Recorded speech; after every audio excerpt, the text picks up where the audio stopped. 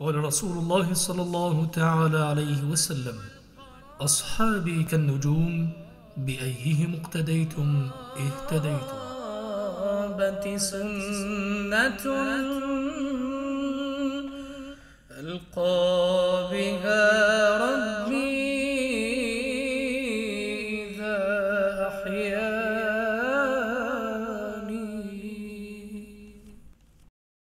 الحمد لله رب العالمين، والصلاة والسلام على سيد المرسلين. أما بعد، فأعوذ بالله من الشيطان الرجيم. بسم الله الرحمن الرحيم. الصلاة والسلام عليك يا رسول الله، وعلى آلك وأصحابك يا حبيب الله. الصلاة والسلام عليك يا نبي الله، وعلى آلك وأصحابك يا نور الله. يقول النبي المصطفى صلى الله عليه وسلم: من صلى علي صلاة صلى الله عليه بها 10. صلوا على الحبيب صلى الله تعالى على سيدنا محمد وعلى آله وصحبه وبارك وسلم.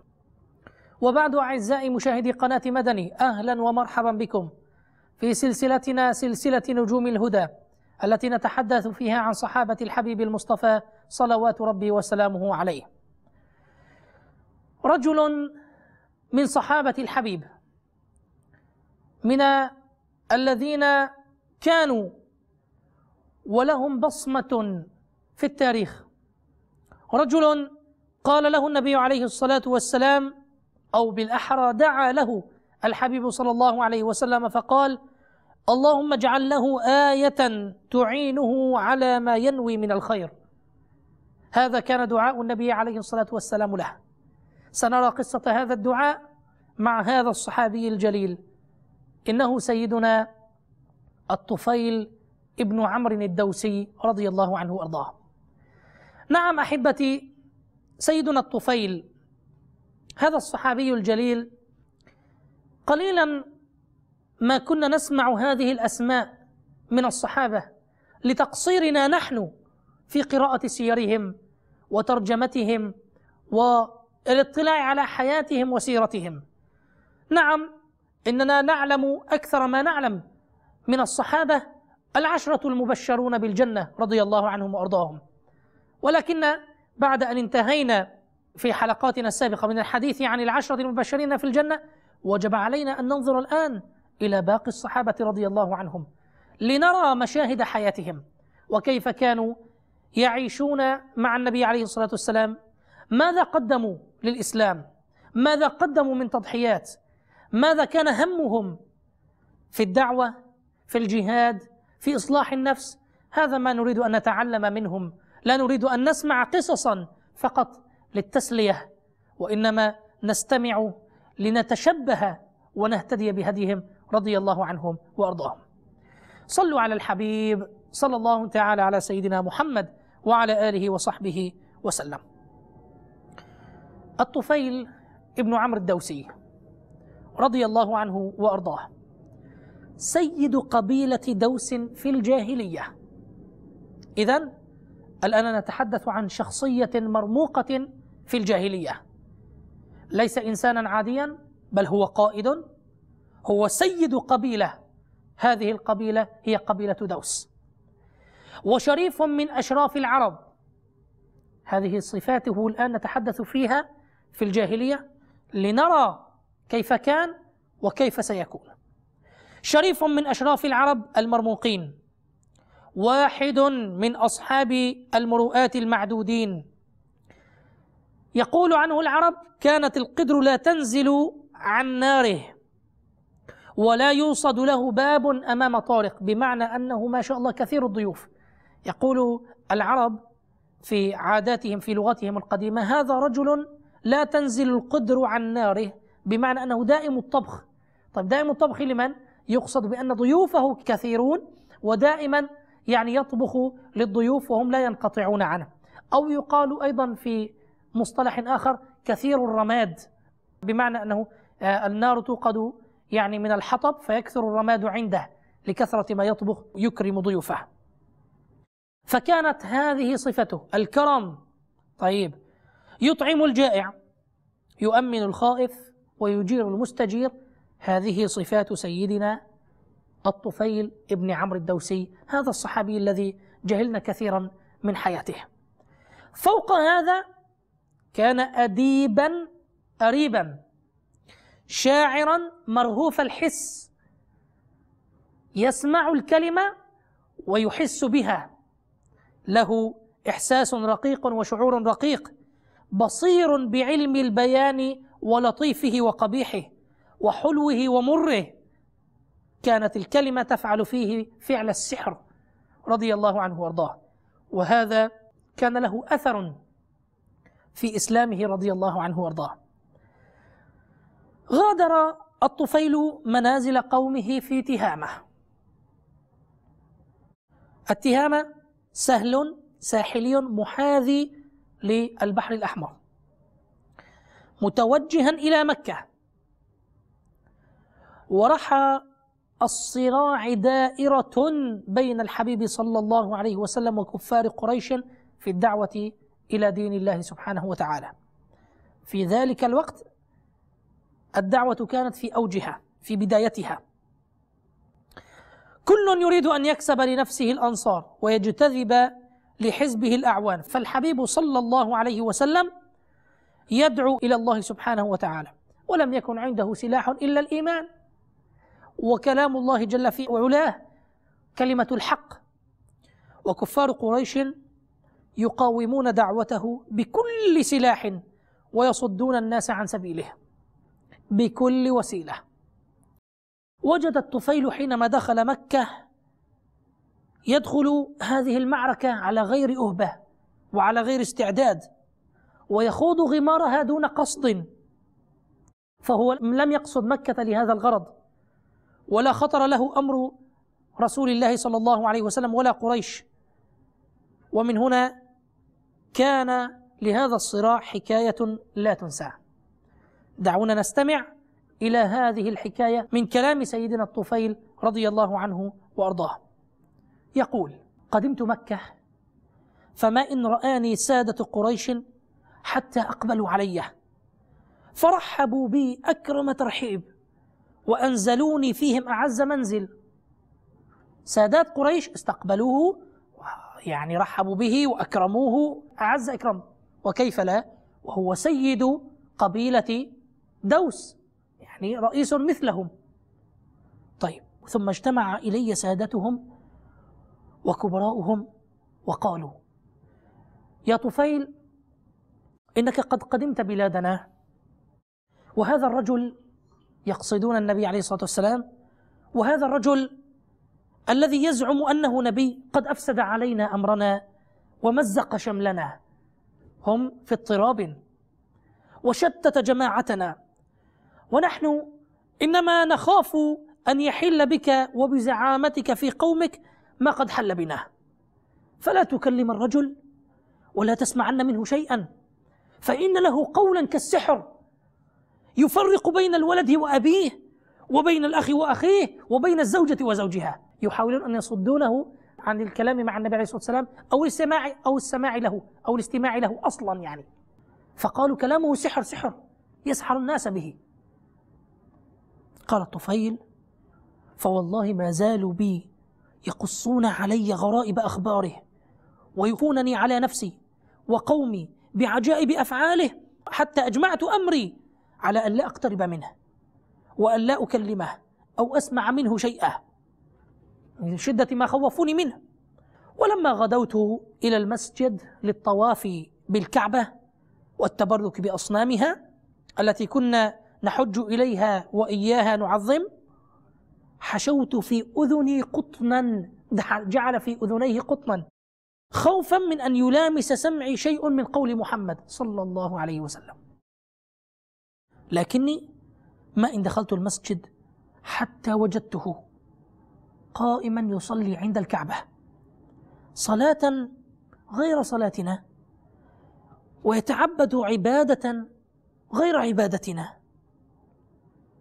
فأسرني منظره، يعني أعجب بمشهد النبي عليه الصلاة والسلام، فأسرني منظره وهزتني عبادته، ووجدت نفسي أدنو منه شيئا فشيئا عن غير قصد مني حتى أصبحت قريبا منه، وأبى الله جل في علاه إلا أن يصل إلى سمعي بعض ما يقول، فسمعت كلاما حسنا، مع أنه وضع القطن يعني في أذنيه، لكنه ما شعر نفسه إلا يقترب من النبي عليه الصلاة والسلام، يقول فسمعت كلاما حسنا. فلما سمعته يقول وقلت في نفسي ثكلتك أمك يا طفيل، يعني خسرتك أمك يا طفيل، هذا دعاء، إنك لرجل لبيب شاعر وما يخفى عليك الحسن والقبيح، فما يمنعك أن تسمع من هذا الرجل ما يقول، فإن كان الذي يأتي به حسنا قبلته وإن كان قبيحا تركته. يقول الطفيل رضي الله عنه ثم مكثت حتى انصرف رسول الله صلى الله عليه وسلم إلى بيته، فتبعته حتى إذا دخل داره دخلت عليه فقلت يا محمد صلى الله عليه وسلم إن قومك قد قالوا لي عنك كذا وكذا وكذا، فوالله ما برحوا يخوفونني من أمرك حتى سددت أذني بقطن لئلا أسمع قولك، ثم أبى الله إلا أن يسمعني شيئا منه فوجدته حسنا، فاعرض علي أمرك. فعرض علي، يقول سيدنا الطفيل، فعرض علي النبي صلى الله عليه وسلم أمره وقرأ لي سورة الإخلاص والفلق. وتخيل أخي الحبيب وأنت تسمع سورة الإخلاص أو كما سمعها سيدنا الطفيل أول مرة، كأنك تسمع أول مرة هذه السورة العظيمة، سورة الإخلاص. قول الله سبحانه وتعالى بسم الله الرحمن الرحيم قل هو الله أحد الله الصمد لم يلد ولم يولد ولم يكن له كفوا أحد. آيات قصار معانيها عظيمة عظيمة لا تخفى على أمثال سيدنا الطفيل عظم معناها، أو لا يخفى عليه عظم معناها ومتانة ورصانة كلماتها وجزالتها. يقول سيدنا الطفيل فعرض علي أمره وقرأ لي سورة الإخلاص والفلق أيضا، فوالله ما سمعت قولا أحسن من قوله. هو يعرف الشعر ويعرف أساليب البلاغة وما فيها، لكن ما وجد أجمل من هذا الكلام. يقول فوالله ما سمعت قولا أحسن من قوله ولا رأيت أمرا أعدل من أمره. عند ذلك بسطت يدي له ودخلت الإسلام رضي الله عنه وأرضاه. هنا درس أحبتي، هذا الدرس نتعلم منه، من هذا المشهد نتعلم درسا، كيف أننا إذا عرض علينا الحق أن نتبعه وإن كان مخالفا لشهواتنا، وإن كان مخالفا لما الناس يأمرون به. أكثر الناس لا يعقلون، أكثر الناس لا يعلمون، أكثر الناس لا يؤمنون بنص القرآن الكريم، وما أكثر الناس ولو حرصت بمؤمنين. الحق واحد عند الله سبحانه وتعالى، دين الله، إن الدين عند الله الإسلام، ولا خير إلا بما جاء به الإسلام، ولا خير إلا بما جاء به حبيبي صلى الله عليه وسلم. لا خير لنا في دنيانا ولا في آخرتنا إلا بقدر ما نتبع الحبيب صلى الله عليه وسلم، على قدر ما نحن نسير على هداه وخطاه، على قدر ما نكون نحن في سعادة وفي فوز وفلاح في الدنيا وفي الآخرة.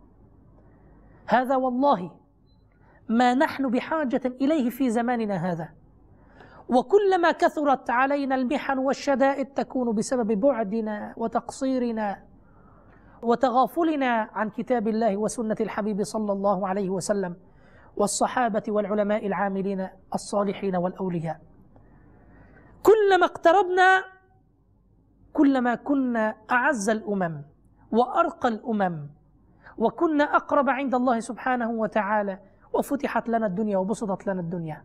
هذا التاريخ، هذا هو التاريخ الذي نقرأه، كيف كانت الأمة أعز الأمم عندما كانت متمسكة بكتاب الله وسنة الحبيب صلى الله عليه وسلم.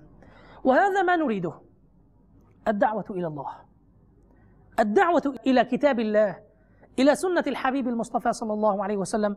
هذا ما نلجأ إليه ونسعى إليه في دروسنا هذه، بل وهذا ما نمشي عليه في مركزنا، مركز الدعوة الإسلامية. يقول سيدنا الطفيل رضي الله عنه وأرضاه: ثم أقمت في مكة زمنا تعلمت فيه أمور الإسلام، وحفظت فيه ما تيسر لي من القرآن. ولما عزمت على العودة إلى قومي قلت: يا رسول الله، إني امرؤ مطاع في عشيرتي، وأنا راجع إليهم وداعيهم إلى الإسلام. لماذا يرجع؟ ليدعوهم إلى الإسلام، الدعوة إلى الله. يخرج في سبيل الله، عاد إلى قومه ليس بنية أن يعود لأهله، وإنما بنية أن يدعوهم إلى الله، أن يدعوهم إلى الإسلام. هذه الحرقة التي نريدها ونحن ندعو إلى الله سبحانه وتعالى. قال: فادعوا الله أن يجعل لي آية تكون لي عونا فيما أدعوهم إليه. أدعو الله تعالى لي أن يكرمني بآية لكي يكون لي حجة عليهم في أن يسلموا. لو كان أحد لا يبالي إلا بنفسه لقال: أنا أجتهد وأعرض، فإن آمنوا آمنوا وإن لم يؤمنوا قد عملت ما علي. لكنه لا، دعا الحبيب عليه الصلاة والسلام أن يدعو له بآية تعينه على أن يهدي قومه إلى الله سبحانه وتعالى. فقال النبي عليه الصلاة والسلام: اللهم اجعل له آية. فخرجت، يقول سيدنا الطفيل، فخرجت إلى قومي حتى إذا كنت في موضع مشرف على منازلهم وقع نور فيما بين عيني مثل المصباح، نور بين عينيه رضي الله عنه مثل المصباح ينير. فقلت: اللهم اجعله في غير وجهي، فإني أخشى أن يظنوا أنها عقوبة وقعت في وجهي لمفارقة دينهم. فتحول النور، يقول سيدنا الطفيل: فتحول النور فوقع في رأس صوت السياط التي كانت معه، فجعل الناس يتراءون ذلك النور في صوتي كالقنديل المعلق، وأنا أهبط إليهم من الثنية، يعني من العقبة، من فوق، من منحدر. فلما نزلت أتاني أبي وكان شيخا كبيرا، فقلت: إليك عني يا أبتي، فلست منك ولست مني. الله أكبر. قال: ولما يا بني؟ قال: لقد قلت، يقول سيدنا الطفيل، قلت: لقد أسلمت وتابعت دين محمد صلى الله عليه وسلم. فقال أبوه: أي بني، ديني دينك. مباشرة أسلم. فقلت: اذهب واغتسل وطهر ثيابك ثم تعال أعلمك ما علمته. فذهب فاغتسل وطهر ثيابه، ثم جاء فعرضت عليه الإسلام فأسلم. ثم جاءت زوجتي فقلت: إليك عني، فلست منك ولست مني. قالت: ولم؟ بأبي أنت وأمي. فقلت: فرق بيني وبينك الإسلام، فقد أسلمت وتابعت دين محمد صلى الله عليه وسلم. فقالت: ديني دينك. قلت: فاذهبي فتطهري من ماء ذي الشرى. وذو الشرى يعني صنم لدوس حوله ماء يهبط من الجبل. فقالت: بأبي أنت وأمي، أتخشى على الصبية شيئا من ذي الشرى؟ فقلت: تبا لك ولذي الشرى، يعني عم بسب الصنم. قلت لك: اذهبي واغتسلي هناك بعيدا عن الناس، وأنا ضامن لك أن لا يفعل هذا الحجر الأصم شيئا. فذهبت فاغتسلت، ثم جاءت فعرضت عليها الإسلام فأسلمت. ثم دعوت دوسا فأبطأوا علي، يعني تأخروا في الإيمان، إلا أبا هريرة رضي الله عنه وأرضاه. سيدنا أبو هريرة هو من قبيلة سيدنا الطفيل رضي الله عنه وأرضاه. إلا أبا هريرة، فقد كان رضي الله عنه وأرضاه أسرع الناس إسلاما.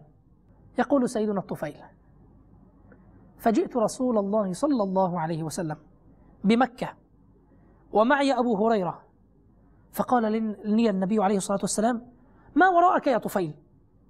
فقلت: قلوب عليها أكنة وكفر شديد، يعني غشاوة وكفر شديد، لقد غلب على دوس الفسوق والعصيان يا رسول الله. فقام رسول الله صلى الله عليه وسلم فتوضأ وصلى ورفع يديه إلى السماء. قال أبو هريرة: فلما رأيته كذلك خفت أن يدعو على قومي فيهلكوا، فقلت: وقوماه. سيدنا أبو هريرة لما رأى النبي عليه الصلاة والسلام سيدعو قال: وقوماه، يعني يا مصيبتي على قومي. لكن الرسول عليه الصلاة والسلام جعل يقول: اللهم اهد دوسا، اللهم اهد دوسا، اللهم اهد دوسا. الحبيب صلى الله عليه وسلم الرؤوف الرحيم لم يأتي ليدعو على قومه أو يدعو على أحد، إنما كان يدعو لهم بالهداية: اللهم اهد دوسا، اللهم اهد دوسا، اللهم اهد دوسا. يقول: ثم التفت إلى الطفيل وقال الحبيب صلى الله عليه وسلم: ارجع إلى قومك وارفق بهم وادعوهم إلى الإسلام. قال سيدنا الطفيل: فلم أزل بأرض دوس أدعوهم إلى الإسلام حتى هاجر رسول الله صلى الله عليه وسلم إلى المدينة، ومضت بدر وأحد والخندق، فقدمت على النبي عليه الصلاة والسلام ومعي 80 بيتا من دوس أسلموا وحسن إسلامهم، فسر بنا رسول الله صلى الله عليه وسلم وأسهم لنا مع المسلمين من غنائم خيبر. فقلنا: يا رسول الله، اجعلنا ميمنتك في كل غزوة، يعني اجعلنا في الجناح الأيمن في الجيش، يعني اجعلنا ميمنتك في كل غزوة تغزوها، واجعل شعارنا مبرور. قال الطفيل: ثم لم أزل مع رسول الله صلى الله عليه وسلم حتى فتح الله عليه مكة، فقلت: يا رسول الله، ابعثني إلى ذي الكفين صنم عمرو بن حمحمة حتى أحرقه. فأذن له النبي صلى الله عليه وسلم، فسار إلى الصنم في سرية من قومه، فلما بلغه وهم بإحراقه اجتمع حوله النساء والرجال والأطفال يتربصون به الشر وينتظرون أن تصعقه صاعقة إن ناله بأذى، أي لمن؟ للصنم، يظنون أنه إن حطم الصنم سوف ينزل عليه صاعقة من السماء تقتله.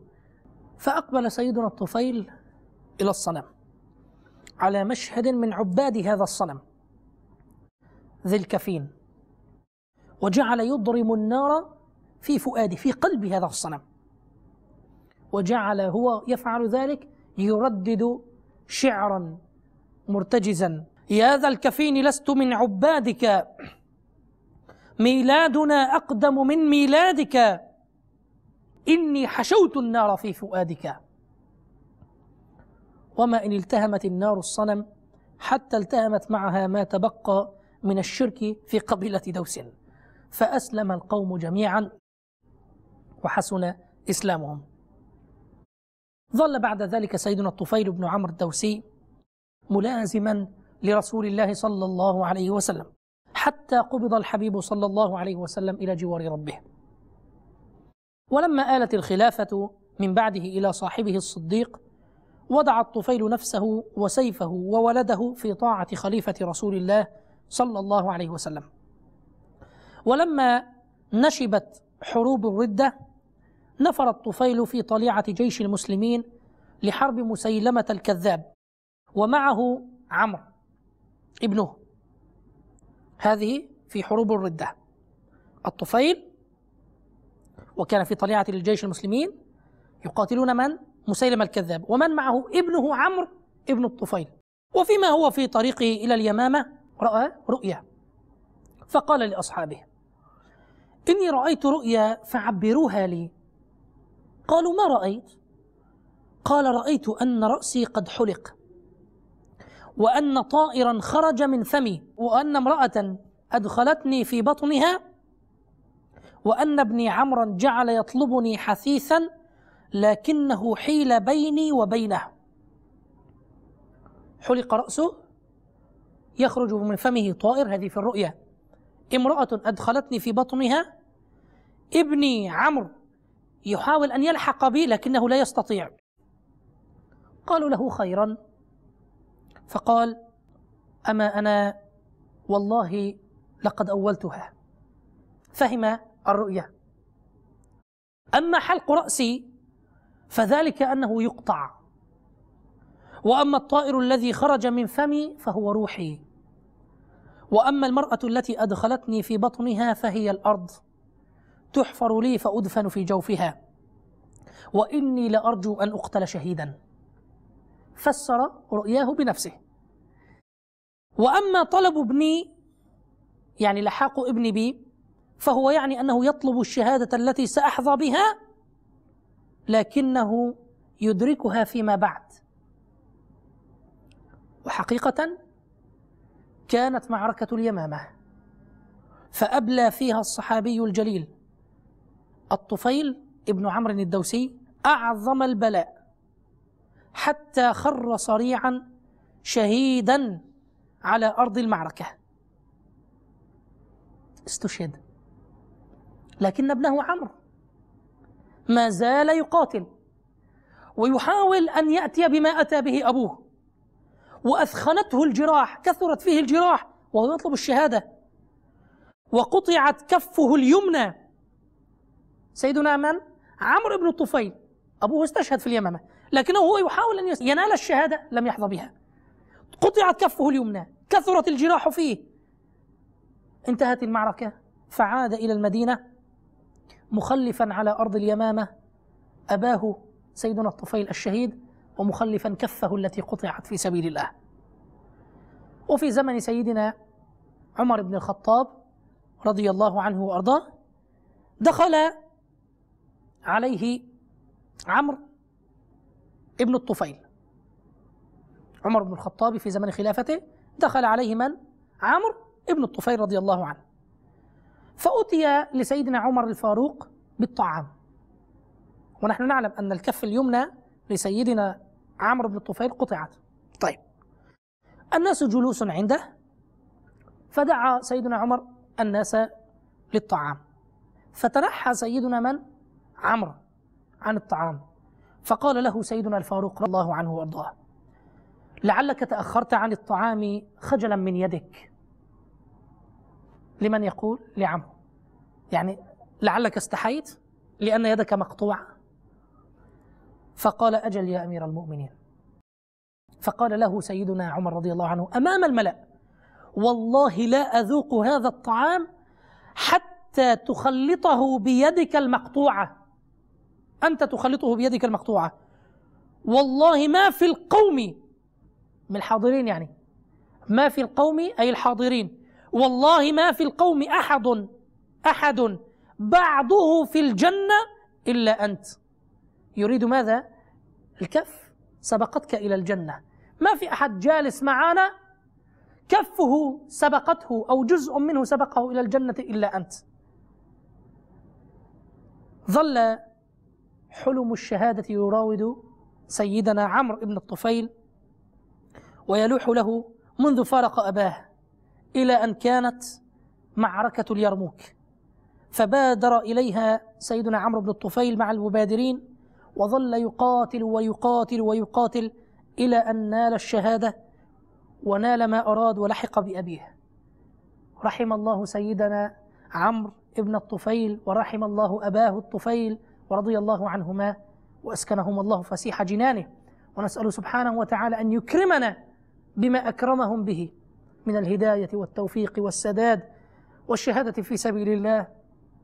وكما كان يدعو سيدنا عمر رضي الله عنه وأرضاه: اللهم ارزقني شهادة في سبيلك وموتا في بلد حبيبك صلى الله عليه وسلم. سبحانك اللهم وبحمدك، أشهد أن لا إله إلا أنت، أستغفرك وأتوب إليك.